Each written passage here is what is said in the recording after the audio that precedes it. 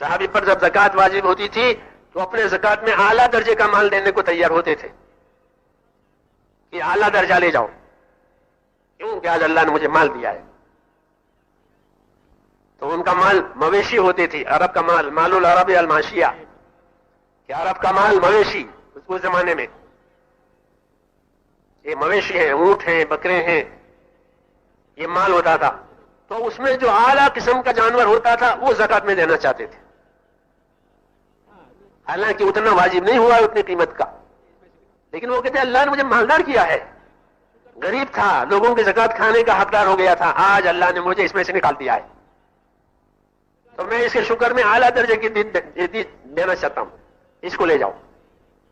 اور وہ کہیں زکات وصول کرنے والا کہ ہم اعلیٰ درجے کی نہیں لے سکتے، جو حکم ہے وہی لیں گے، کیونکہ اللہ کے فرضوں میں کمی بیشی نہیں ہوتی. 4 رکعت ہے تو 4 ہی پڑھیں گے، 6 نہیں پڑھیں گے، چاہے جتنی تندرستی ہو. کہ بھائی ظہر کی کتنی رکعت ہوتی کہ ہم تو تندرست ہیں، اب و ہوا بھی اچھی ہے، موسم اچھا، 6 پڑھ لیں، کہ نہیں 4. اور جو 3 ہیں تو 3 اور 2 ہیں تو اس میں کمی بیشی نہیں، یہ اللہ کے فرائض ہیں. تو جو واجب ہوا ہے وہ ہم وصول کریں گے، اس سے زیادہ نہیں. باقی زیادہ دینا ہو وہ نفل ہے، یہ مقدار خاص ہے، یہ شریعت حکم آیا ہے. ان کو رغبت ہے، ان کو شوق ہے کہ میرا مال اللہ کے نام پر، اللہ کے کام پر لگ جاوے، میں اللہ کا شکر گزار بندہ بنوں. یہ نبیوں کا اسوہ ہے. یہ کس کا اسوہ ہے؟ دنیا داروں کا نہیں، نبیوں کا. دنیا داروں کا تو یہ طریقہ ہوتا ہے کہ جب ان پر دنیا پھیلتی ہے تو وہ اپنی زندگی کا معیار اونچا کر دیتے ہیں. کیا کر دیتے ہیں؟ کھانا اونچا، مکان اونچے، کپڑے جوتے اونچے، سب چیزیں اونچی. اس لیے ان کی مالداری محتاجی بڑھاتی ہے. کیا بڑھاتی ہے؟ ان کی مالداریاں محتاجی بڑھاتی ہے، کیونکہ معیار اونچا جا رہا ہے. وہ محتاج ہو جاتے ہیں، پھر قرضدار ہو جاتے ہیں. ہاں، اور نبیوں کا اسوہ یہ ہے کہ اللہ نے خوشحالی دی ہے کہ قربانی بڑھائیں گے. ہاں، تاکہ اللہ تعالیٰ راضی ہو جاوے. قربانی کو قربانی اس لیے کہتے ہیں کہ وہ اللہ سے بندے کو قریب کر دے گی. کیا کر دے گی؟ اللہ سے بندے کو قریب کر دے گی. جو مانگے گا وہ اللہ دیں گے. قریب والے کی سنی جاتی ہے. یہ تو ہمارے بہت قریب کے تعلقات ہیں. ہاں، اس لیے جب یہ مانگے گا دیں گے، کیونکہ اللہ تعالیٰ تقاضا کر رہے ہیں تو یہ پورا کر رہا ہے. تو یہ نبیوں کا اسوہ بتایا کہ جو نبی خوشحال ہوئے انہوں نے اپنا اسوہ یہ چھوڑا کہ ہم اپنی قربانی بڑھائیں گے. حضور اکرم صلی اللہ علیہ وسلم لمبی نماز پڑھتے تھے. تو سوال کیا آپ سے کسی نے کہ آپ اتنی تکلیف کیوں اٹھاتے ہیں؟ آپ کو تو اللہ نے اپنا پیارا اور مقبول بندہ ایسا بنایا ہے کہ آپ تو بخشے بخشائے ہیں. ہاں، کچھ ہو بھی جاوے چوک تو آپ بخشے بخشائے ہیں، پھر آپ اتنی محنت کیوں کرتے؟ تو کیا جواب ملا؟ آپ نے جواب دیا کہ جب اللہ نے مجھ کو ایسا بنایا ہے ممتاز، تو پھر میں اللہ کا شکر گزار بندہ نہ بنوں، پھر میں پڑھ کے سو جاؤں؟ ایسا نہیں ہوگا. جب اللہ نے مجھے اپنے بندوں میں یہ امتیاز دیا ہے تو میں بھی اپنی قربانی، اپنی اطاعت، اپنی عبادت پیش کروں گا، کیونکہ میں اللہ کا بندہ ہوں، مجھ پر احسان کیا ہے اللہ. تو یہ نبیوں کا اسوہ ہے خوشحالی میں. ہاں، یہ بات نہیں ہوگی تو پھنسنے کا خطرہ جو حضور نے فرمایا یہ پھنس جائیں گے خوشحالی میں، ان کے حالات انہیں پھانس دیں گے. ہاں، اگر قربانی نہ رہی تو حالات پھانستے رہتے ہیں، تقاضے دنیا کے بڑھتے رہتے ہیں. اس لیے میرے دوستو یوں کہیں کہ زندگی کا معیار سادہ اور قربانی کا معیار اونچا. زندگی کا معیار کیسا؟ کہ سادہ.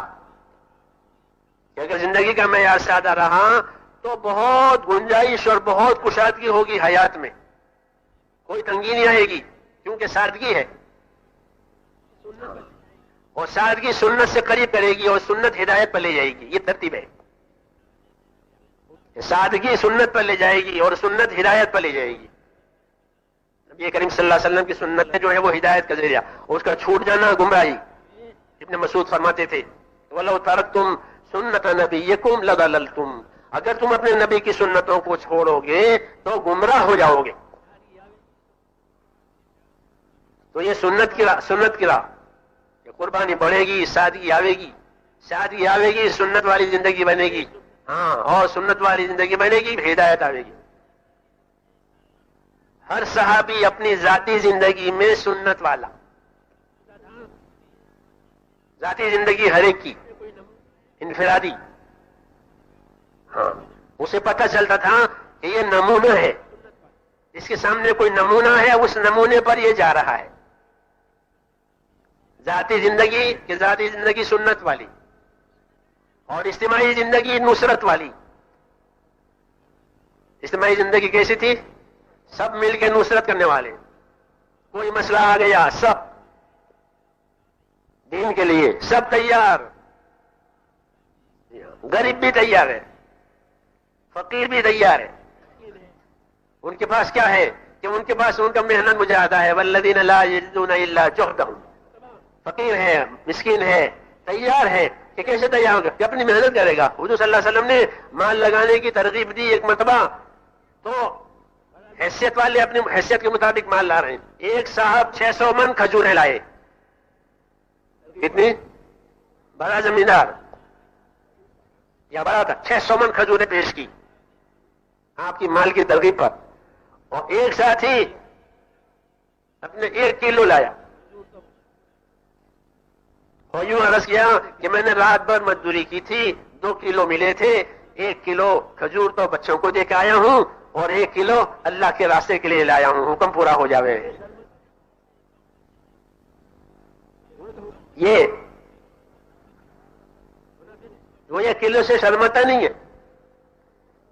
کیوں؟ کیونکہ تو حکم پورا کرنا ہے اپنی محنت مشقت سے. منافقین کہتے تھے کہ یہ انگلی کاٹ کے شہیدوں میں جا رہا ہے. اور اللہ تعالیٰ اس کے 1 کلو کا محتاج نہیں ہے، اور 1 کلو لے آیا. اللہ نے ان کی تعریف کی ہے کہ ان کے پاس کچھ نہیں ہے، ان کے پاس اپنی محنت ہے. تو محنت کر کے رات کو کمایا اور دین کو پیش کر دیا. اور حضور صلی اللہ علیہ وسلم نے ان کے صدقے کو افضل صدقہ بتایا، کیونکہ اللہ رسول تو قدر کرنے والے ہیں. کیا کرنے والے ہیں؟ ہمارے دین کے کام کا یہی اسلوب ہے کہ جو ہو اس کی قدر کریں تاکہ کام آگے بڑھے. جو جتنا کرے اس کی قدر کرو. ہاں، غلطی ہو گئی تو تعویل کرو، اصلاح کرو. اسے غلطی ہو گئی ہے، اس کی تعویل کرو، اس کی اصلاح کرو، اور اس کی تحقیر مت کرو. کیا مت کرو؟ کہ تحقیر کے تکبر کی علامت ہے. تو اللہ رسول نہیں کرتے تحقیر. حضور صلی اللہ علیہ وسلم فرماتے تھے کسی نیکی کو حقیر نہ سمجھو. چاہے اپنے بھائی سے خندہ پیشانی سے مل سکتے ہو تو اپنے بھائی سے خندہ پیشانی سے ملو، یہ بھی نیکی ہے. کچھ دینا لینا نہیں ہے، خندہ پیشانی سے مسلمان سے ملے تو ان کی نیکی 1 کلو. لیکن اللہ رسول کی نظر میں وہ ہلکی نہیں ہے، کیونکہ اس کو آگے بڑھانا ہے. نبیوں کا طریقہ ہے کہ اپنے ساتھیوں کو آگے بڑھاتے ہیں. کیا کرتے ہیں؟ ہاں، کہ آگے بڑھیں. یہ آج کلو لایا ہے، ہمت والا ہے، اس کا حوصلہ بڑھے گا تو کل اور ہمت کرے گا. کیونکہ دعوت تو تربیت کرتی ہے، تحقیر نہیں کرتی. ہاں، دعوت میں تحقیر نہیں ہوتی، نبیوں کے اسلوب میں تحقیر نہیں ہوتی، کیونکہ تحقیر تو تکبر کی وجہ سے ہوتی ہے. کسی کو حقیر بتانا یہ کبر ہے. اس لیے دین میں کہ جو صحیح ہے اس کی تصحیح کرو، کسی سے غلطی ہو گئی تو اس کی تصحیح کرو، اس کی تعویل کرو، کیونکہ تعویل میں توسع ہے. ایک بات کہہ رہا ہوں، سمجھنے والے سمجھ جائیں گے انشاءاللہ. تو حضور آگے بڑھا رہے ہیں اور وہ 1 کلو لے کر کے جو وہاں جمع ہوا تھا مال، آپ نے وہ کلو کھجور، کلو کی مقدار میں اندازے سے کہہ رہا ہوں، وہ سب کے اوپر ڈالا. جو ڈھیر جمع ہوا تھا مسجد میں اس کے اوپر وہ چھوڑا آپ نے. کیوں کہ ہمارے اس کی قدر ہے. اور پوچھا گیا رسول صلی اللہ علیہ وسلم سے کسی موقع پر کہ یا رسول اللہ سب سے افضل صدقہ کیا ہے؟ ای الصدقۃ افضل یا رسول اللہ، یا رسول اللہ سب سے افضل صدقہ کون سا؟ فرمایا جہد المقل، کمی والا، بیچارہ تنگی والا، اس کی محنت مشقت کو جو صدقہ ہے نا وہ سب سے افضل. ہاں، کچھ نہیں ہے، اپنے ہاتھ کی محنت مشقت ہے، جان کھپائی ہے اور کھجور کمائی ہے اور اللہ کے عطا دے دیا. اس قسم کے جو صدقات ہیں کہ وہ سب سے افضل، یہ اس کے ایمان، یقین اور اعلیٰ درجے کی اطاعت کا اثر ہے. فقیر کیسے ہو گیا؟